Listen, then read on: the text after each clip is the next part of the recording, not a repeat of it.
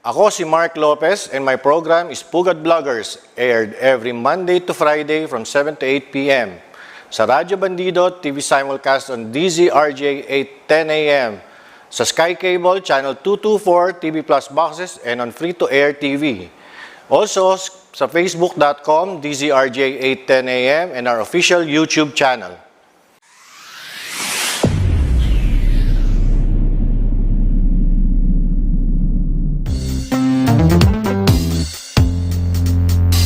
Pugad Vloggers, ang kurap titirisin, sa loob sa bayan wawalisin, walang sasantuhin, ang saya-saya nakakabaliw, kasama natin ang tropang Pugad Vloggers. Pugad Vloggers. Hi, good evening. Good evening. It's another Friday night. This time it's December 23, 2022. Abay, Pasko na. Bisperas na bukas and December 25 is Sunday. Hang on, I have to respond to this.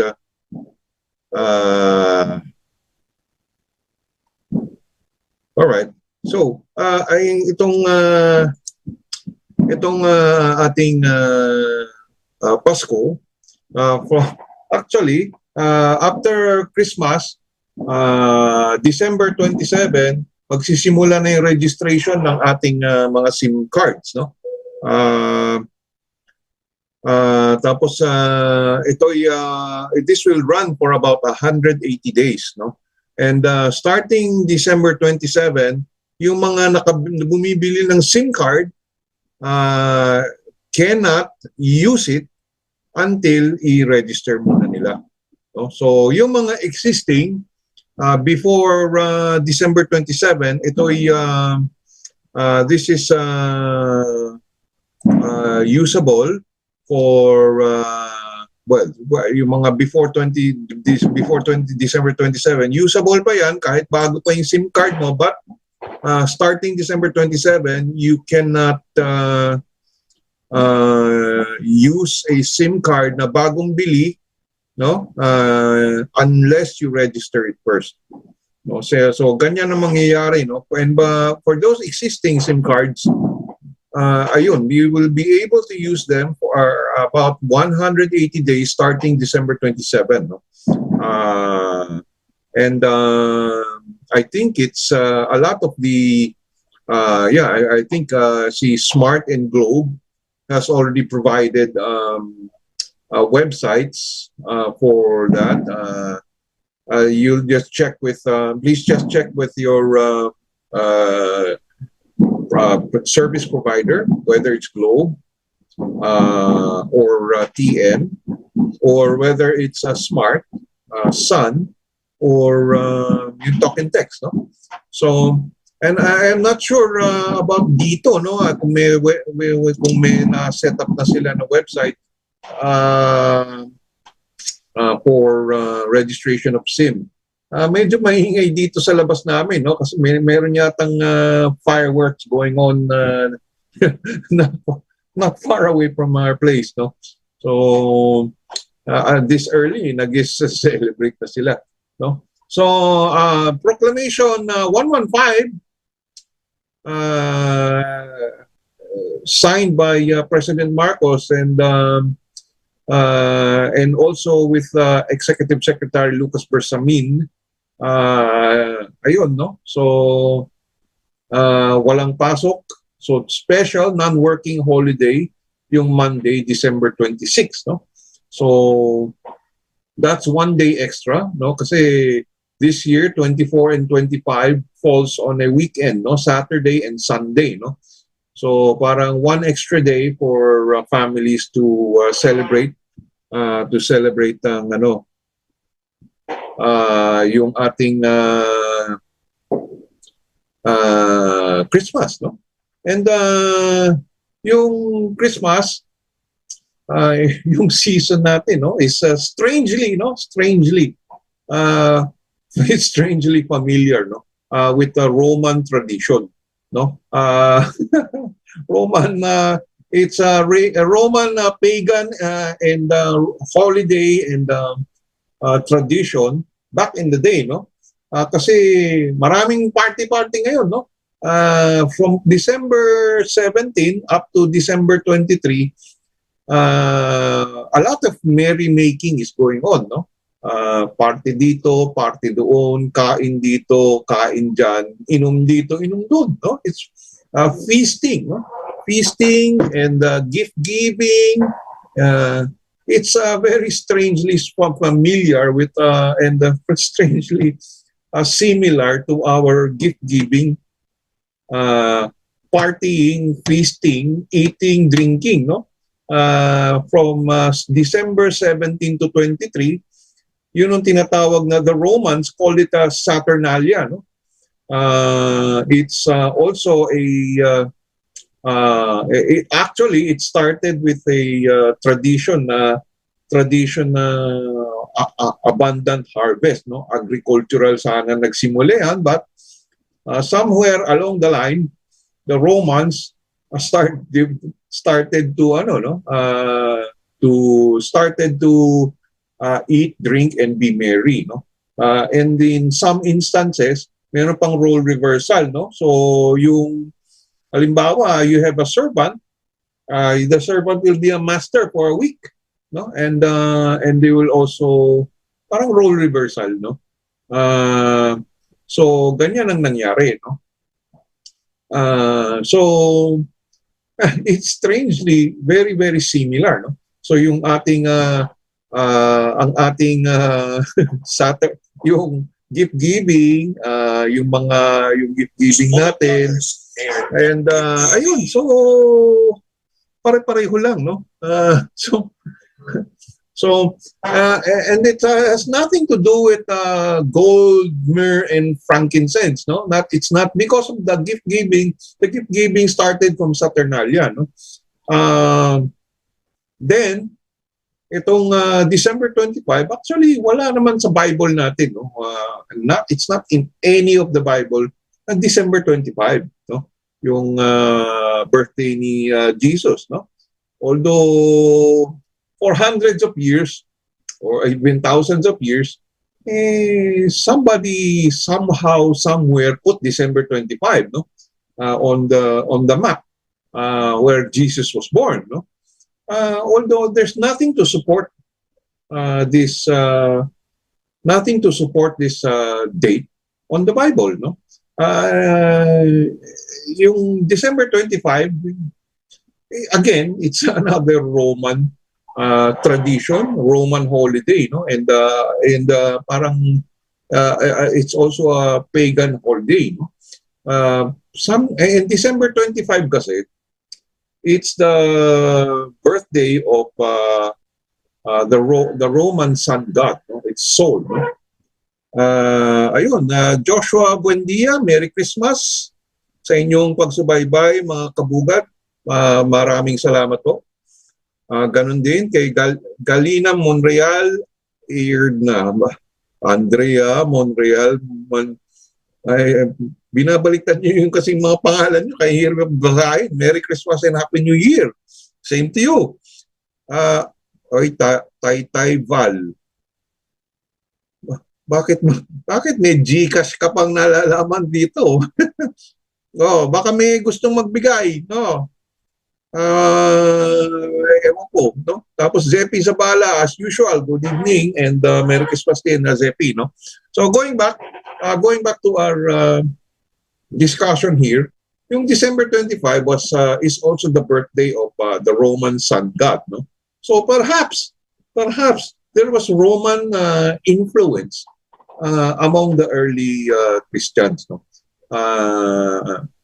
Kasi at the time, the Christians were trying to propagate their belief, no, on the Romans, no. So I don't know how, no. I don't know how that got there somewhere, but Yung December 25 kasi is the birthday of, they say, the Romans, the birthday of the sun, no? Sun god, no? They call it Sol. Kaya nga, Sol means solar eclipse, solar energy, solar flares, no? So that comes from the solar comes from the word sol, or the name Sol, which means the sun. Ngayon, it also is called the Sol Invictus, because Sol Invictus meaning the unconquerable sun, no? That's the Roman term for unconquerable sun, no? Sol Invictus. Bakit it's December 25? Remember, on December 21, that was 2 days ago, yun ang tinatawag ng winter solstice, no? Of course, if you're in Australia, it's different. In Australia, you would probably be celebrating the summer solstice. Baliktad ng down under, no? But most of the world is on the northern hemisphere, no? Kaya longest night ay shortest day, no? So, kumbaga, yung December 25 is parang simula ng it's a start again of little by little, the day is becoming longer. No? So that's the start where the day becomes longer. Of course, that's what the Romans believe. No? So, ayun. So it's I don't know. So December 25 got mixed up with the birthday of Christ. No? So, and somehow, somewhere, naging birthday ni Jesus. No? Or even if it cannot be supported in the Bible. No? If you ask me, kasi Bethlehem is very cold. Very cold. In the temperature of Bethlehem is cold, no? It goes down 8 degrees, no? Maybe it's even colder than Baguio, no? And sometimes it snows, no? It snows in Bethlehem, and kasi during those days, nagkakaroon ng census. The Romans know better, no? They know, how do you make a census during winter? How do you do a census, no?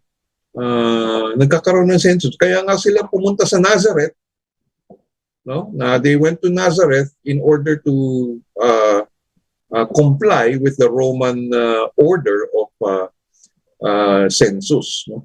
Then later on, they traveled to Bethlehem. Doon na sila pinanganak. Doon na si Jesus na pinanganak. Now, later on, a few days, I think that's they're celebrating it on December 28, or it's not a celebration actually, it's a commemoration. No? The Catholic Church calls it the Innocents' Day, no? Because on December 28, they call it Innocents' Day in memory or commemoration of all the children, firstborn children na lalaki na pinagpapatay ni King Herod, no? Because King Herod was parang sakim. Sakim yan sa power, no? He doesn't want to let go of his power, no? And then because the prophecy is there's a king who will be born. So ang feeling niya madidethrone siya when he was born, no? So if he gets dethroned, he's no longer king. So yun yung kanyang feeling, no? So pinapapatay niya lahat ng mga 12 years old and below na firstborn male. So it was a bloody, no? It was the coming of Christ was not exactly a joyous season, and festive season after he was born, no?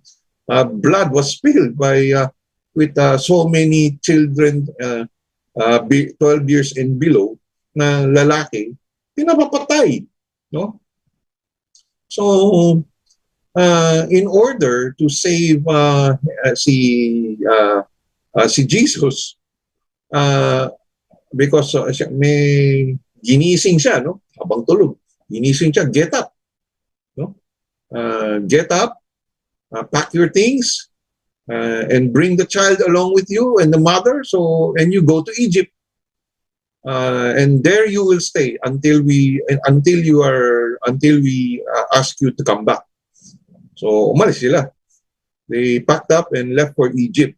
Now, if it was winter, I know Egypt is in Africa, so the winter there is there's not basically not there basically is no winter in Egypt, no. But in Bethlehem, it's very cold, and it's very difficult to travel. And there's no difficulty in travel. Get up, pack your things, bring the child, bring the mother, and go to Egypt. So if it was if it was winter, in the middle of winter, parang mahirap mag-travel, no? So it's probably not December 25 talaga, no? And there's nothing to support that December 25 birth, no? So I'm not trying to dispel any religious beliefs here, no? But these are in the Bible, and I'm also telling you about the Roman traditions, no? So parang yun nga. So it wasn't really a very joyous and festive, no? Because blood was spilled, and pumunta siya ng Egypt, and ika nga merong prophecy that that was fulfilled, no? Because when Herod died, siyempre, King Herod later died, no? So tinawag siya to come back to Israel. So ayun, they brought the child with them, and medyo malaki-laki na ng konti because it took years before Herod died, no? So one time, he was 12 years old, I think. He was found at the temple, no? It's not Christmas. He was found at the temple, and he was discussing very profound things with that marveled the priests in the temple, no? And of course, there was no Christian church at the time, no? Wala pa, no? So the temple, meaning the Jewish temple, no? Hindi siya yung it's not a synagogue or something. But during those days, there was a temple, no? The Jewish temple, no? So that was the religion of the Israelites back in the day, no? And of course, if your father is Jewish and your mother is Jewish, of course the son is also expected to be Jewish. They were Jewish carpenters, no? So eventually the tradition is si Christ or Jesus followed the footsteps of Joseph, no? He's they call him foster father, but even Joseph has a lineage that comes from David, no? So yun nga, the royal line of David. Yun. So a lot of these things have transpired, no? So actually the spirit of Christmas is not exactly something like the birthday of Jesus. No. I would like to look at it as when Christ was born, not necessarily and though there's no supporting a date of December 25 in the Bible, I'd say the time that Jesus was born is a time of hope, no? It's a time of it's joyous na dumating siya, no? Merry Christmas, Kabugad, sabi ni Roxanne Costa, Merry Christmas. So, ayun, so, when he showed up, ayun nga, yung John 3:16 ang umiral dito, no? So, for God loved the world so much that he gave his only begotten Son, and that whoever will believe in him will have everlasting life. So, ayun, yun yung I think the gist here is a celebration of hope, no?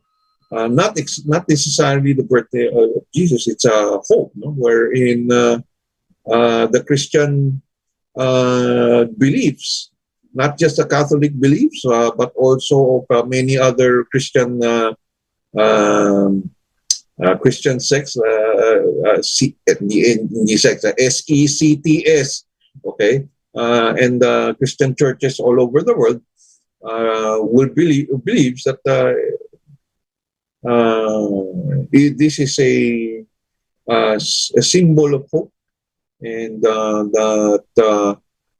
that will eventually lead to the Holy Week, no? Will eventually lead to his death and resurrection, no? Because without the birth of Christ or Jesus, there wouldn't be no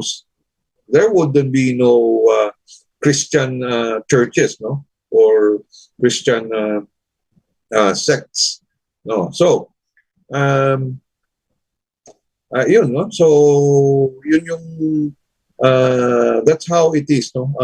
Yung pagkadating niya, it is hope, no, that hope for man, that everlasting life is within reach, no. So that is the essence of for me, that is the essence of Christmas, no. Not necessarily because it's his birthday, but because he arrived, no? But not necessarily December 25, or probably not December 25. So that's what it is, and ayun, maraming ating mga beliefs. So those are the things that those are my observations for Christmas, and although I'm not really too much of celebrating, partying, and ganyan. Actually, I skipped 2 parties. I skipped 2 parties, so I didn't actually feel, that I'm merrymaking and all that sort of thing. I'm no longer at that age where you party, you're no longer at the age of saya-saya, no? And yeah, ewan ko. It just that those 2 parties for me doesn't really do it. Doesn't make me,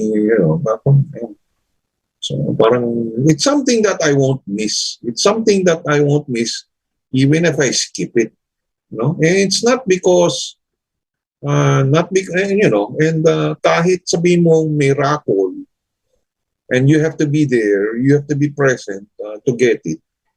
Sa inyo na yun. Sa inyo na yun. Kung sino man kung nabunot ako, di wala ako, kung sino man ang nakakuha niyan, maraming salamat, at napunta rin sa kanila kung anumang blessing na dapat, no? So whatever it is, so that's 2 parties that I skipped. So, and today I'm not sure I'm going to go out anymore tonight, no. May nagyayaya nga, no. So I'm not sure I'm going out. Although tomorrow I'll be spending it with family. So ayun. Kaya I will spend it with family and with the girls. Tapos, naghahanap pa itong better half ko ng kare-kare. Saan mo maghahanap ng kare-kare na alas 8? Anyway, so,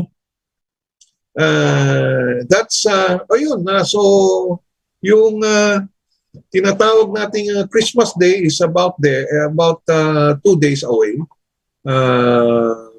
And then after which, magpapalit na yung taon, no? That's also an exciting time. But before that, no, may isa pa akong programa on December 30. That's also a Friday. So this is my, there's another Pugad Vloggers on Friday, December 30. And we'll talk about another topic by then. So, ayun. Ay meron tayong mga traditions din, no, sa ating bukas, no, karamihan December 24 tinatawag na Noche Buena, no, and there's a joke going around, no, that if you try kung may mga debt collectors in December 24, siyempre, uunahin nila yung Noche Buena at yung mga debt collectors, 𝗕𝗹𝗴𝗴𝗲𝗀. So, yeah, that's the joke I'm going around the debt collectors. So, yun, Noche Buena at 𝗕𝗹𝗴𝗴𝗲𝗀. So, at any rate, on December 24, although hindi siya dineclare ng holiday by the previous administration, so dahil it fell on a Saturday. In fact, in December 24, 2021, which fell on a Friday, hindi rin dineclare ni President Duterte at the time na holiday in December 24, no? December 25 lang talaga called regular holiday or legal holiday. So, at saka yung 30. No? But last year, yung December 31 din kasi hindi rin holiday. No? So, that was Friday also. Parang maraming pumasok ng office, no? Yung 24 at saka 31.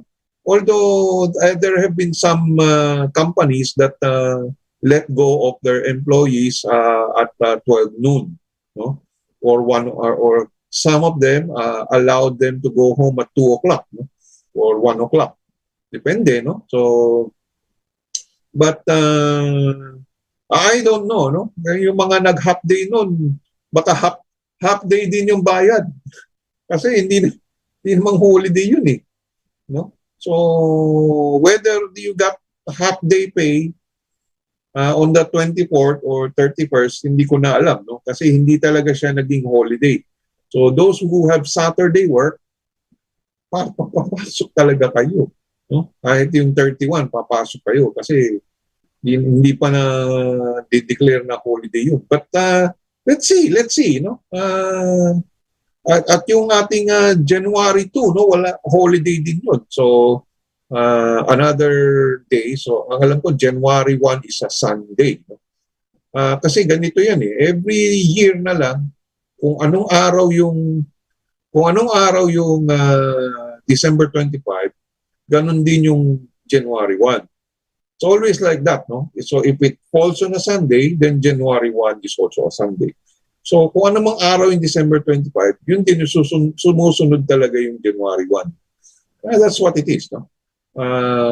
So, ayun. Well, of course, the new year is a different story. But so far, although may pandemya pa, no, I still get news of people who are getting COVID-19. So, please do not be overconfident.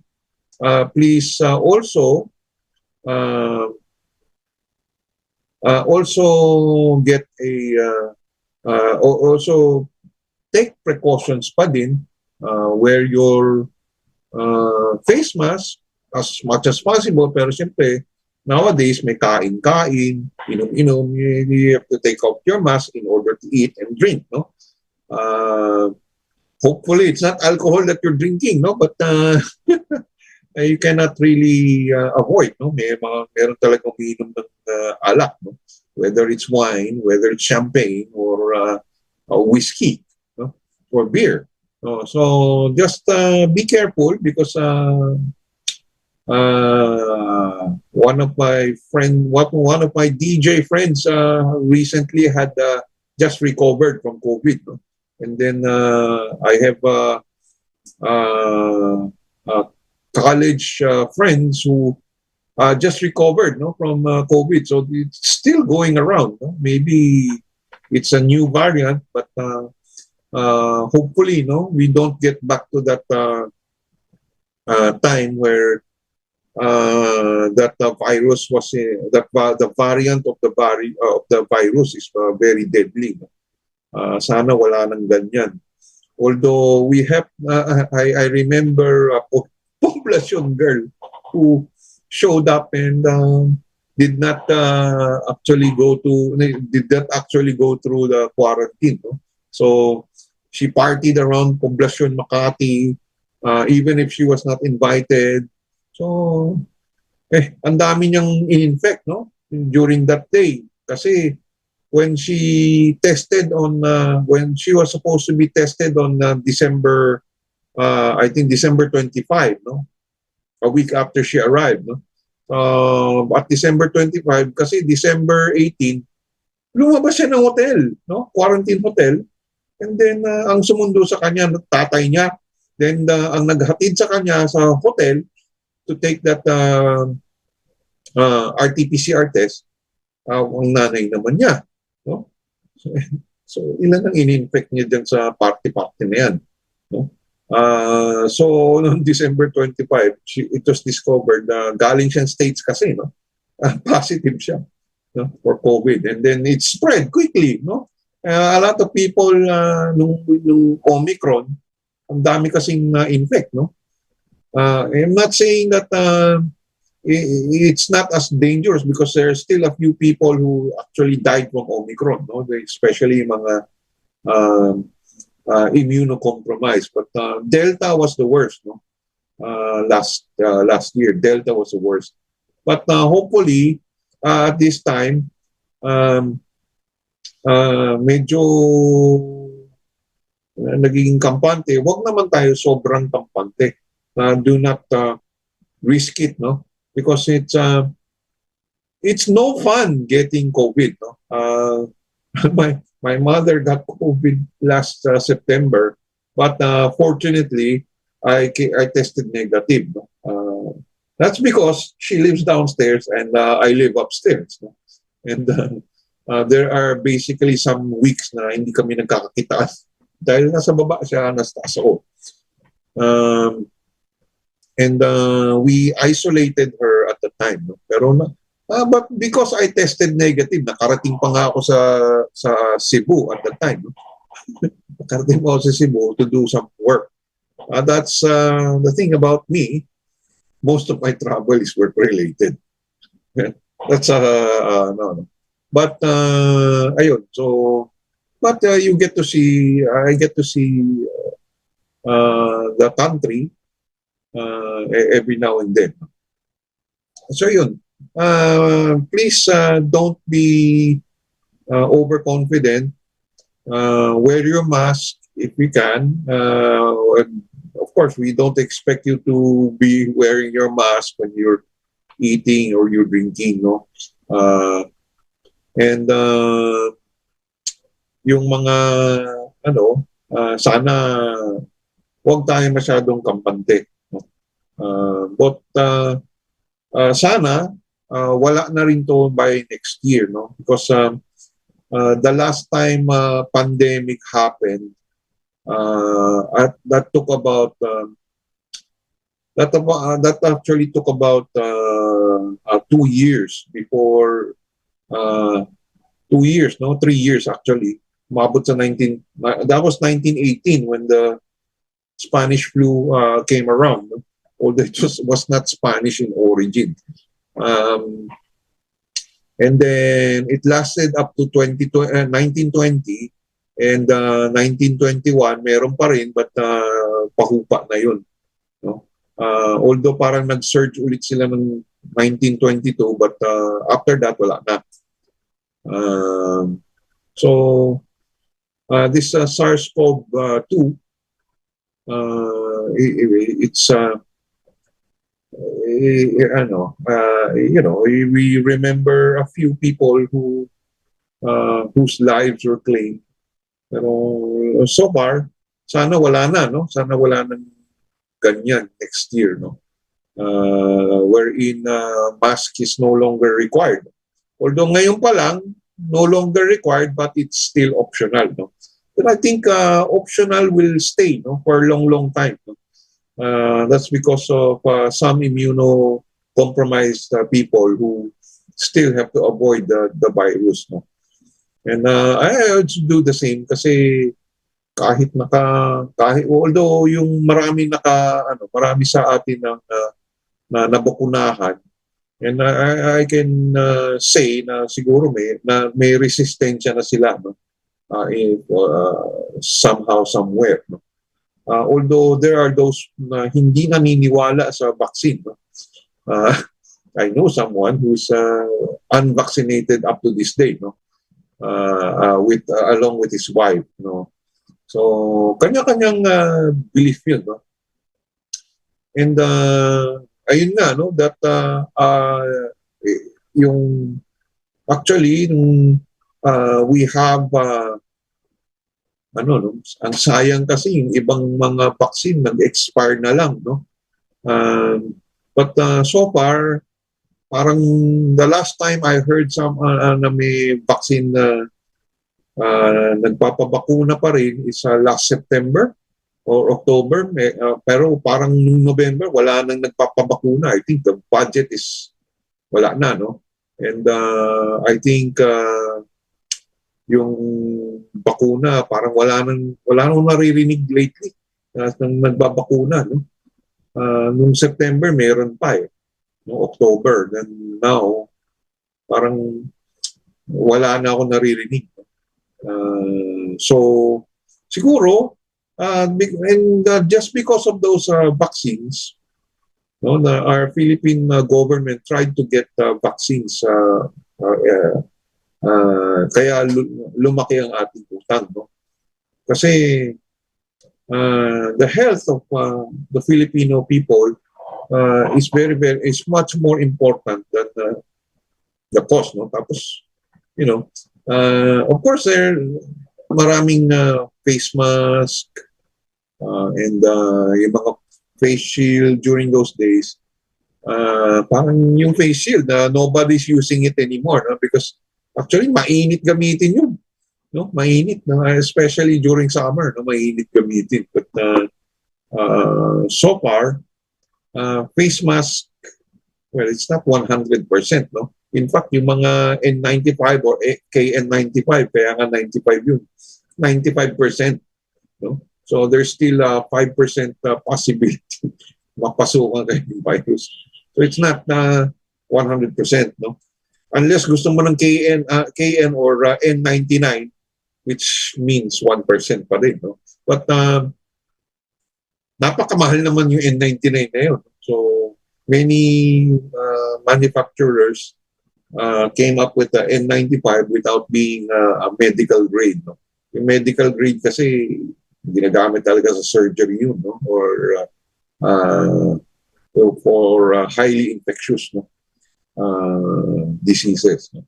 Kaya sana wala na tong next year, no? So sana wala nang susunod pa sa Omicron, no? Kasi kailan ba tayo makakalabas dito, no? So, from the pandemic, no? Kasi some of the people, some of my friends, no, who were telling me, this is my second time this year. This is my third time this year, no? Yung mga iba dyan, this is my fourth time ever since 2020. No? So, you're not guaranteed complete immunity. No? So, just be careful pa rin. No? Lalo na yung mga medyo immunocompromised kasi yung mga may sakit sa baga, may sakit sa puso, may sakit sa mataas ang blood pressure. They're more susceptible to this, no? And those seniors whose bodies are generally weaker than the youth, no? Of course. So hopefully no more COVID-19 in 2023 because that's kasi I remember March of 2020 nag-lockdown na eh. And it's now 2 years since that happened and magti 3 years na. So hopefully by March of 2023 wala na yun, no? Ayun, so ayun, si Roxanne Costo, Merry Christmas, Kapugad. Merry Christmas din po sa inyo. Sana'y merong kayong matatanggap na gift. Ayun, na mga hamon. Naku, mga keso de bola. Yung mga, yung ang hirap mag-diet, no? So, sa Pasko, no? We're also getting yung mga fruits, no? Marami kaming natatanggap na fruits, various kinds of fruits. But for me, the best kind of fruit is lemons, no? Because they provide a lot of vitamin C. They also provide a lot of what do you call this? It's not antibodies. It's antioxidants, that's what it is. Yeah, no, a lot of antioxidants. Punong-puno ang lemons niyan. So every now and then I would prepare some lemonade for myself, which it reminds me I'm almost out of lemons.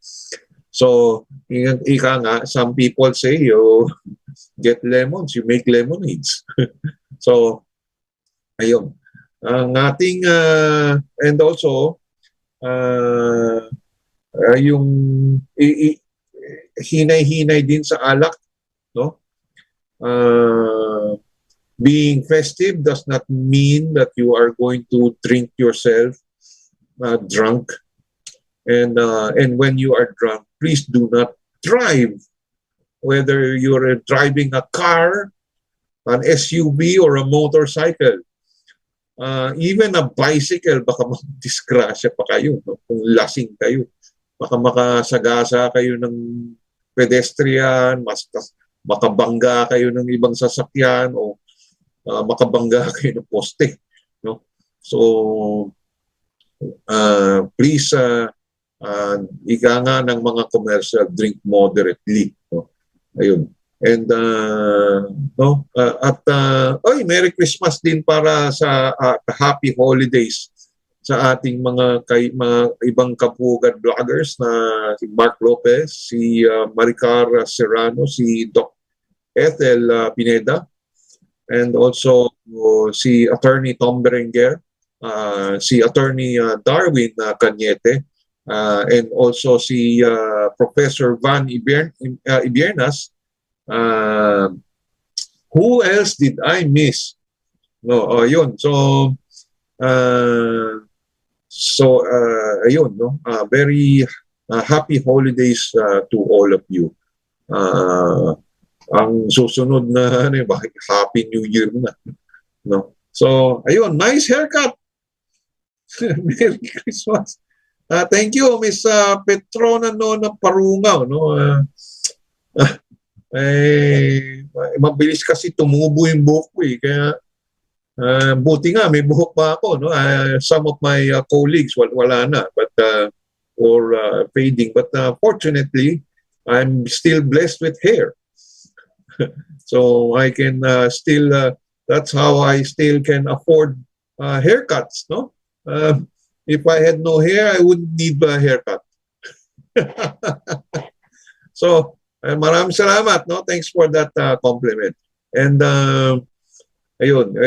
So, Merry Christmas din po kay Madam 𝗕𝗂𝗴𝗲𝗿𝗀 and si Sir RJ Jacinto, no?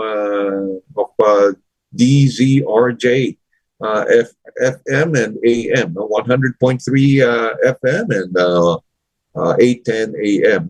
By the way, pwede kayong makinig sa free-to-air radio, 𝗕𝗹𝗴𝗲 810 AM, Radyo Bandido. Also, you can also listen to us on or watch us on Facebook Live.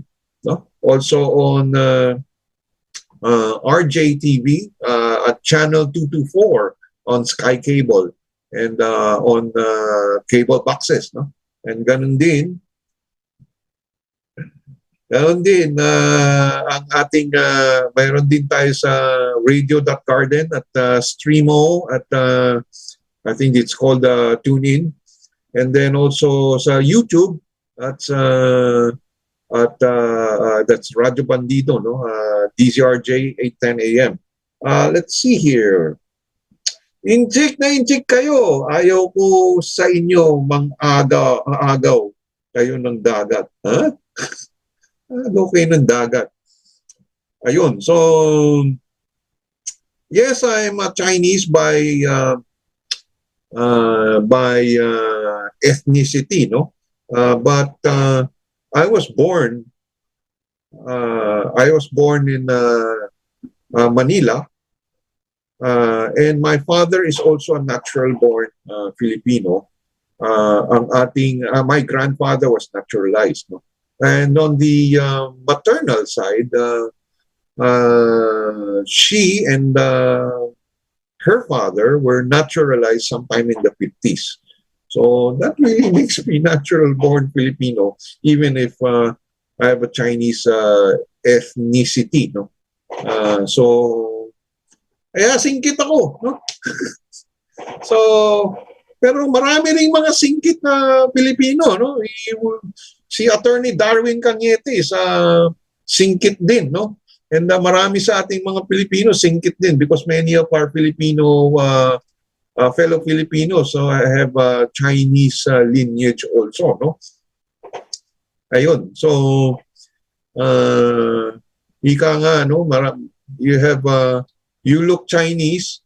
Many of our Filipino friends have, ating Filipino citizens have chinky eyes, but have a Spanish last name. No? So that's uniquely Filipino. No? So, and kayo manggi. No? So let's be proud of that. No? We're Filipinos and Chinese at the same time, and ethnicity. So, marami rin namang ating mga fellow Filipinos with come from different ethnicities. No, we have also our Filipino Indian friends. No, and I know a few from Japanese lineage. So yun, Spanish lineage. No, ayan si Attorney Tom Berenger has Spanish lineage from his ancestors. No, so medyo tisuyin talaga si Attorney Berenger, no? So, ganun lang naman. So ang ating mga kapugad vloggers ay are greeting you also a Merry Christmas and prosperous New Year, no? Or if you are a Trekkie, you live long and prosper.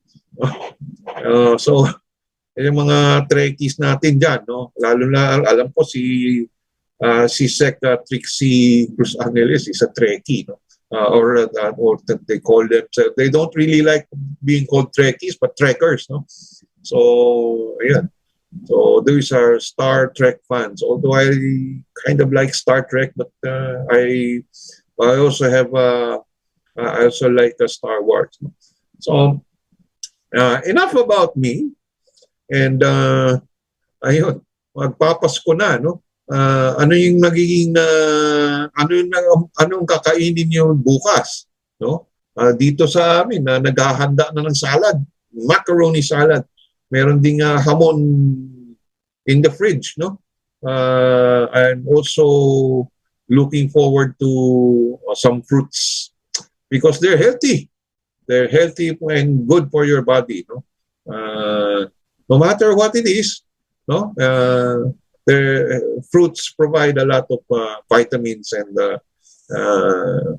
antioxidants, no? And I think they're even better than taking food supplements like or vitamins and all. Although they're not bad, but these come from natural sources, no? Ayun. Majestic ham. Ayun. Hindi ko alam kung majestic yung andun, no?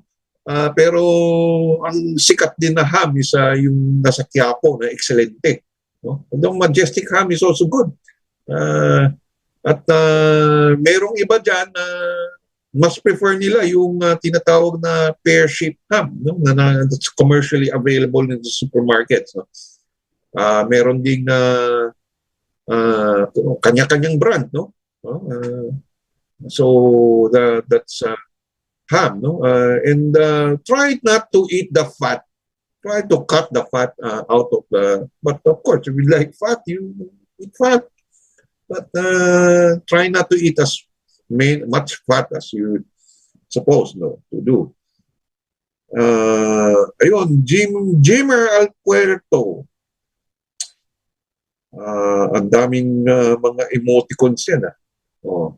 Maraming salamat sa iyong emoticons, no, 𝗕𝗹𝗴. So let's also try to put politics and negative vibes for at least for a week, no? I don't know, but maybe we can do that peace on earth and that kind of thing, yeah? No? And goodwill to all mankind, no? And of course, that are also our mga doggies and pets, kitties, cats.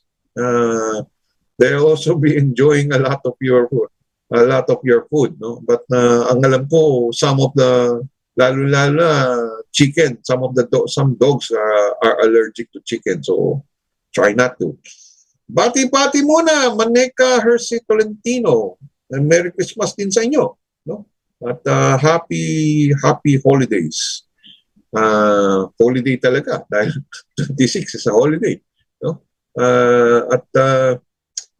Which means parang 3 araw na lang ang matitira for next week. 3 araw, no? So ang matitira for next week, and ayun. So yan ang a benefit for December 26 being a holiday, no? So last 3 working days of the year, 27, 28, and 29, no? So ayun, and it's ayun, December 23, bukas 24 na, it's Christmas Eve, and let me tell you again, so Merry Christmas and happy holidays from us, the Pugat Bloggers. And that ends our program for tonight. I'll see you next week. Pugat Bloggers, ang kurap titirisin, salot sa bayan wawalisin, walang sasantuhin, ang saya-saya